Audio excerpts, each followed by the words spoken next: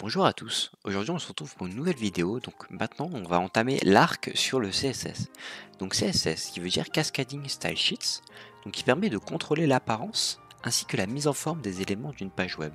Et ce CSS du coup il va nous permettre d'ajouter du style à toute notre page web et faire des fronts qui sont vraiment incroyables et vraiment jolis à l'apparence.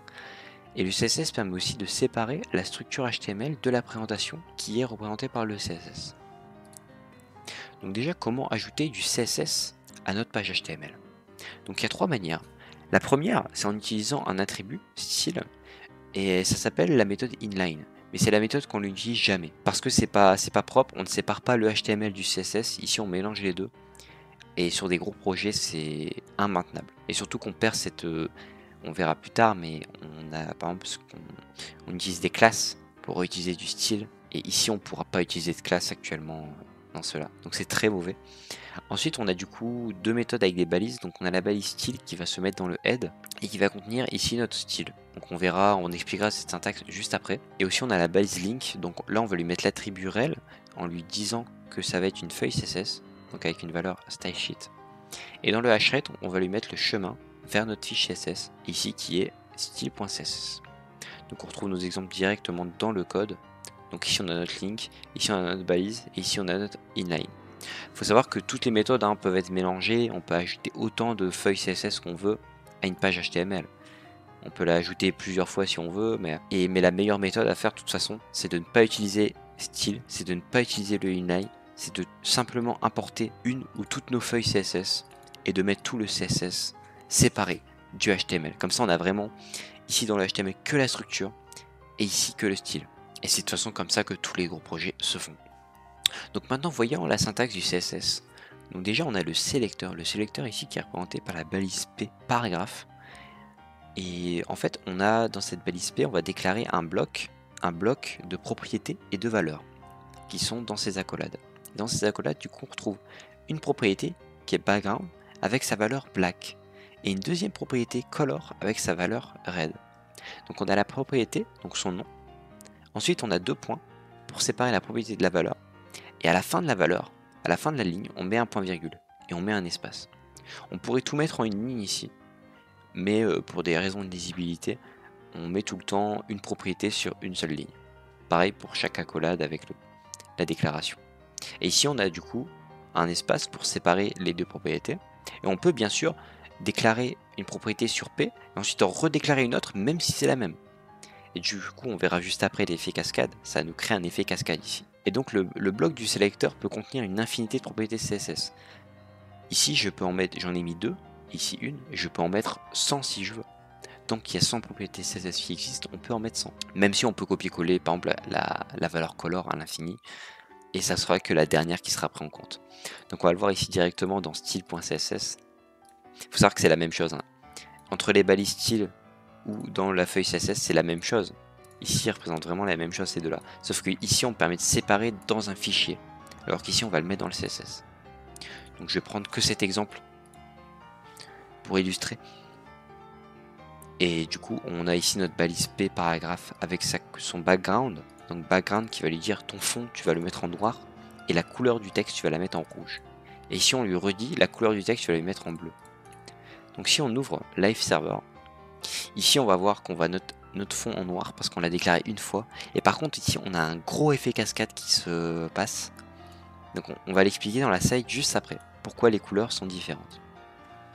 Donc l'effet cascade, qu'est-ce que c'est? C'est très important, il faut le comprendre rapidement dans le CSS si on veut pas passer des heures à débugger, à pas comprendre qu'est-ce qui se passe. Donc ça détermine l'ordre de priorité des styles lorsque plusieurs règles s'appliquent à un même élément. Par exemple ici, le background il va être noir parce que on n'a pas redéclaré le background ici. Donc il va prendre la dernière valeur qu'il a eu. Et c'est ça l'effet cascade, c'est qu'il va prendre la dernière valeur d'une propriété pour une balise. Même s'il y a des cas exceptionnels, mais on verra dans la prochaine vidéo. Et donc ici on a par exemple la couleur rouge qui est déclarée sur la balise paragraphe. Et juste après on redéclare un style pour la balise paragraphe avec une couleur bleue. Et l'effet cascade va nous dire qu'on prend la dernière règle qui s'applique quand c'est du même niveau. Ici en fait c'est du même niveau en termes de sélection. Donc ne prêtez pas attention, on verra ça dans la prochaine vidéo, mais quand on a le même niveau, on prend la dernière propriété. Donc ici la couleur rouge va être annulée par la couleur bleue parce qu'elle est déclarée en dernier. Mais ici, pourquoi ici on a du jaune et ici du bleu?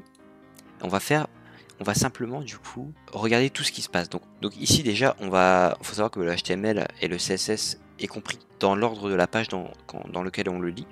Donc ici on a notre link. Donc notre link, on va le voir ici dans CSS, tout simplement. Et on a notre couleur rouge qui est déclarée en premier. Mais elle est remplacée par la couleur bleue. Donc c'est pour ça qu'on a du bleu. Mais pourquoi est-ce qu'on a du jaune? Parce que ici on a un inline, comme je l'ai dit tout à l'heure, avec la couleur jaune, pour le premier seulement. Vu qu'on le déclare que dans le premier paragraphe.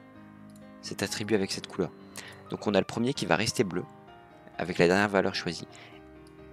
Et par contre la valeur jaune parce que c'est la dernière qui est déclarée à cette balise. Tout simplement.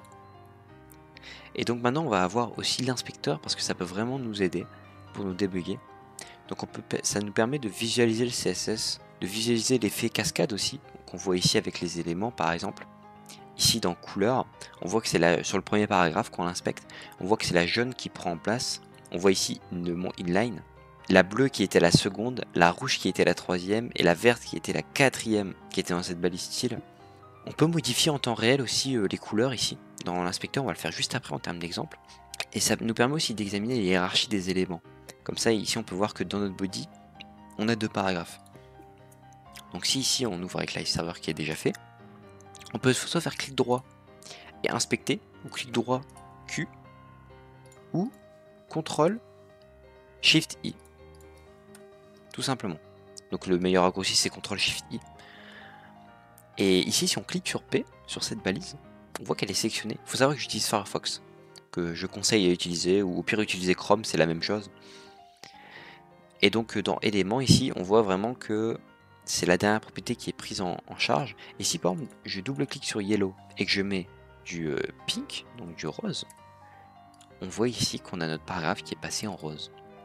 Et l'avantage c'est que quand on modifie dans l'inspecteur, on ne modifie pas le code ici. On voit ici qu'on est encore sur du Yellow. Et si on refresh, oh, Live Server est pas bon. Je vais rouvrir. Si on refresh, on voit que ça a disparu. Donc je vais pouvoir modifier ici encore une fois pour le refaire. Pink. Et si on refresh, voilà, c'est revenu par défaut à Yellow, comme dans le code CSS. Donc on peut tester en fin de compte. Et si ça marche pas, on peut enlever plus tard. Si par exemple si je veux tester une couleur ou un background, on veut tester un nouveau background pour tester un style un background à purple, à violet.